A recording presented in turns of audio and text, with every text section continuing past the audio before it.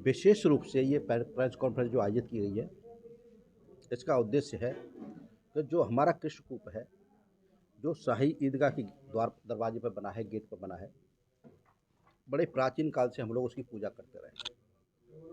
लेकिन पिछले हमने कई बार सालों से देखा है कि मुस्लिम समुदाय के लोगों के द्वारा वहाँ अवरोध पैदा किया जाता है और हमारी माताएं बहनें जो होली के बाद वहाँ पूजा के लिए जाती है, होली के बाद जो बाछोड़े का त्यौहार होता है, शीतला माता की पूजा होती है, उसे वो लोग नहीं मना लेते, उसमें अवरोध पैदा करते हैं। होली का त्यौहार आ रहा है और ब्रज से एक बहुत बड़ा संदेश होली का दुनिया में जाता है। तो हम चाहते हैं कि पिछली सालों की तरह जैसे अवरोध पैदा किए गए, इस तरह के अवरोध वहाँ पैदा न किए जाएँ और इसी को लेकर के माननीय उच्च न्यायालय इलाहाबाद में हमने एप्लीकेशन दाखिल की, जो हमारे केस श्री कृष्ण जन्म के चल रहे हैं उसी में सपत्र पत्र के साथ हमने मांग की है कि माननीय न्यायालय ऐसा स्थानीय प्रशासन को डायरेक्शन करें कि हम वहाँ विधिवत रूप से पूजा कर सकें, हमारी हिंदू माता बहनें जाके विधिवत रूप से पूजा कर सकें, क्योंकि जैसा वहाँ पर पुराने समय से हम प्राचीन पूजा करते रहे, छोटे बच्चों के मुंडन भी वहाँ होते थे। लेकिन अब क्या है कि इन लोगों के द्वारा अवरोध करके वहाँ दंगा फसाद की स्थिति क्रिएट की जाती है। तो इस स्थिति को देखते हुए हमने माननीय न्यायालय से अनुरोध किया है कि वहाँ माननीय न्यायालय इस तरह का एक आदेश पारित करे कि वो कृष्णकूप है और कृष्णकूप अति प्राचीन है और उसका संज्ञान में आया है कि ये अति प्राचीन होने के साथ साथ जब महाराज बैजनाथ जी ने श्री कृष्ण जन्मभूमि का निर्माण कराया था, उसी समय से कूप है।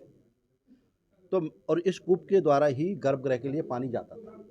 गर्भगृह भगवान कृष्ण का जन्म स्थान है, जिसे 1670 में औरंगजेब के द्वारा विध्वंस करके मस्जिद बना दिया गया, लेकिन हम उसे मस्जिद नहीं मानते, वो भगवान कृष्ण का मंदिर है। तो हम चाहते हैं कि उस कूप की हम विधिवत रूप से पूजा कर सकें, डेली पूजा कर सकें। इसको लेकर के कोर्ट में हमने ये एप्लीकेशन दी है और जैसा कि श्री कृष्ण जन्मभूमि मामले में 13 तारीख को 13 मार्च को सुनवाई होनी है, तो 13 मार्च को इस पर भी हम सुनवाई कराने का प्रयास करेंगे, क्योंकि होली का त्यौहार निकट है, क्योंकि हमें पूजा से न रोका जाए, पूजा से बाधित हमको न किया जाए। तो इसमें 13 तारीख को प्रयास करेंगे कि एक आदेश माननीय न्यायालय करें और जिससे हम वहाँ विधिवत रूप से अपनी पूजा अर्चना कर सकें, क्योंकि अति प्राचीन कूप है, ये कोई सामान्य कूप नहीं है, हमारे पूर्वज इसकी पूजा करते रहे। तो जिस तरह से अवरोध पैदा किया जा रहा है, कभी हमारे मंदिरों को तोड़ करके मस्जिदें बना ली जाती हैं, कभी हमारे कूपों को जिस तरह से कब्जा किया जा रहा है, तो ये गलत है। तो हमने इसके लिए न्यायालय की शरण ली है, न्यायालय से अनुरोध किया है कि इसमें एक आदेश पारित करें और वहाँ कभी भी कोई भी हिंदू पक्ष के लोग जा कर के अपनी पूजा कर सकें, क्योंकि वो मंदिर है हमारा और उसमें किसी तरह की कोई मंदिर है हमारा वहाँ पर श्री कृष्ण जन्मभूमि का, वहीं पर ये कूप है, तो दोनों की पूजा विधिवत रूप से कर सकें, ये हमारा कहना है। आज मस्जिद में जो हुआ है उसको लेकर क्या मुद्दा है और किस तरह से भी आ रहा है? देखिए, कृष्ण जन्मभूमि मुक्ति न्यास ने जो मुद्दा उठाया है वो हमारी आस्था जो कूप के जो वहाँ पर अति प्राचीन कूप है उसको जो वहाँ विधर्मियों के द्वारा जो दूसरा पक्ष है, जो दंगाई लोग होते हैं उनके द्वारा वहाँ पहले से ही उद्यम करते हैं। हमारे यहाँ होली के बाद वहाँ पर शीतला माता के पर हम लोग पूजन करते हैं और वो परंपरागत चलता आ रहा है, सनातनी परंपरा के द्वारा चलती पूजा आ रही है। पहले 2022 में वहाँ हमारी बहन बेटियाँ कुछ ब्रजवासी सभी वहाँ पूजन करने के लिए गए, तो वहाँ उन्हें रोक दिया गया, उनके साथ अभद्रता हुई और ये आगे ना हो उसके लिए हम लोगों ने पहले से ही माननीय न्यायालय से इसके पक्ष रखा है। और कृष्ण जन्मभूमि न्यास हमें पूर्ण विश्वास है कि ये महंत प्रताप वकील साहब ने जो बात वहाँ रखी है और निश्चित ही हमारी बात मानी जाएगी। हम योग्य अपनी बात जायज़ बात रख रहे हैं, कोई गलत नहीं रख रहे हैं कि हमारी जो हम परंपरागत पूजा करते आ रहे हैं और निश्चित ही हम आगे भी पूजा वहाँ करते रहें, ऐसी व्यवस्था प्रशासन वहाँ करे जिससे कि आगे कोई आपस में भेदभाव ना हो, मुटाव ना हो और कोई अनहोनी ना हो वहाँ। अभी दे देंगे, अभी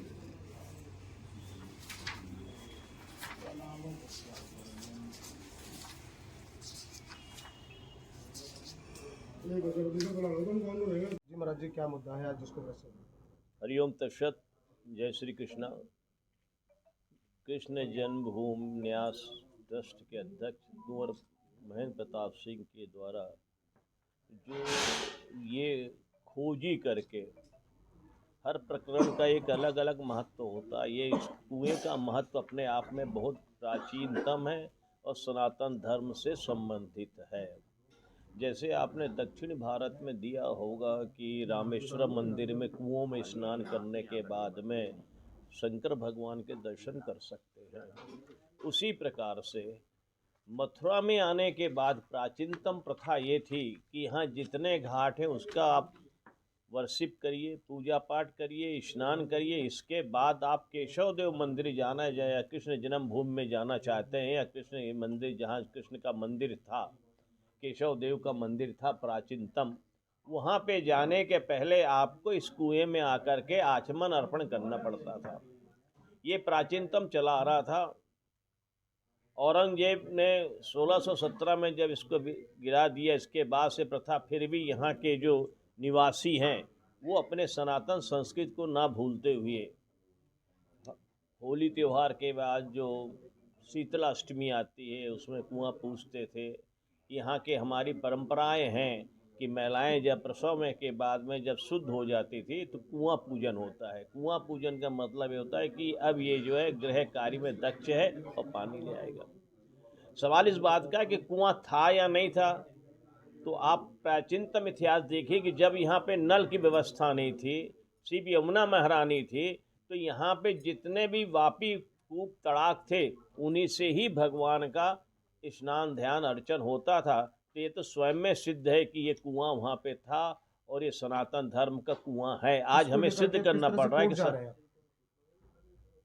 कोर्ट जाने वाली बात। हाँ, कोर्ट का जो है ये जो किए हैं इसमें आदेश आकर के और ये सनातन धर्म को दिया जाए और इसमें जो है कृष्ण जन्मभूमि के इसको से अलग, ये तो कुआं अलग ही है, मस्जिद से भी बाहर है कुआं है, इसका किया जाए। और इस्लाम मजहब के मानने वालों के जिनके पूर्वज हिंदू थे पहले ही, शायद उनके दादा परदादा और परदादाओं ने कुएं का पानी पिया होगा और उनकी पूजा किए होंगे, तो उनको समझ कर करने चाहिए। मुख्यमंत्री ने भी कहा कि हम तो तीन ही चीज़ मांग रहे हैं, अयोध्या, काशी और मथुरा। ये तो इनको सहज से दे देना चाहिए, क्योंकि जितने यहाँ विरोध भी कर रहे हैं या बकबोर्ड वगैरह जो भी कर रहे हैं उनके सनातन भी हिंदू थे और उनको करना चाहिए। और आज के समय की मांग के हिसाब से अपने आप को सनातन धर्म को पालित करते हुए उनको भी पोषित होना चाहिए, इस्लाम मजहब वालों को।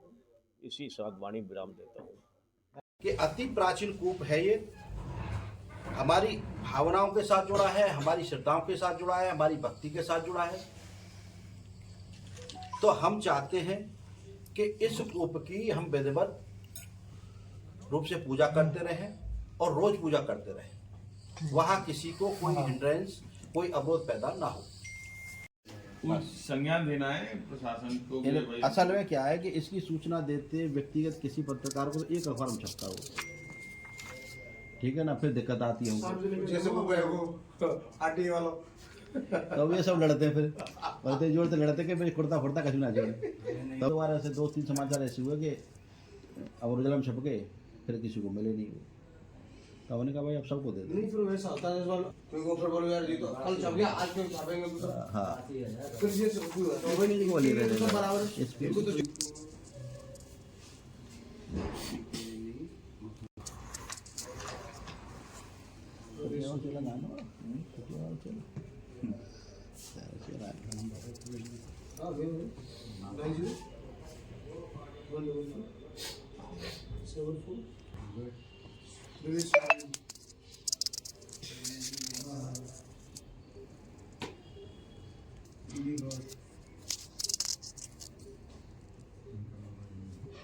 चोरी नंबर का तुम्हारा 8126 नंबर कितना था 8126 आगे 1811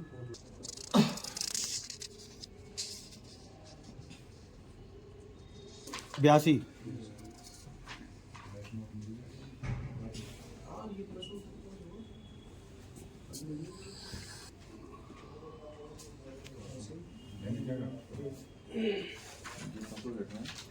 ये 2022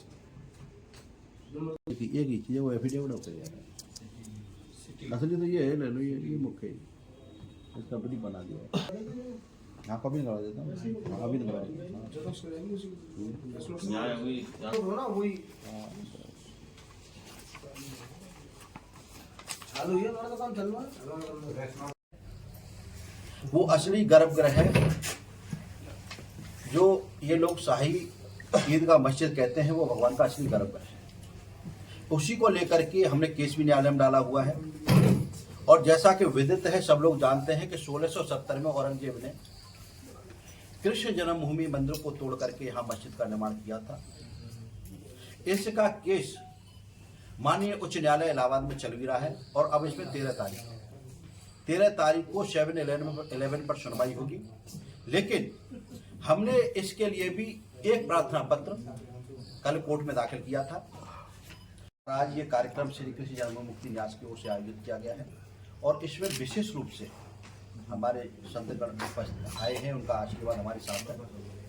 तो आज में जो विषय रखा है उस विषय के बारे में आपको अवगत करा दूं कि ईदगाह मस्जिद के गेट पर एक बड़ा प्राचीन और अति दुर्लभ कृष्ण कूप बना हुआ है और इस कृष्ण कूप की बड़े लंबे समय से हमारे पूर्वज पूजा करते रहे हैं और इस कृष्ण कूप का वर्णन चाहे ब्रजदर्शन पुस्तक हो या अन्य बहुत सारे शास्त्र हैं कृष्ण कूप पर लिखे हैं, उन सब में वर्णन आता है और इसे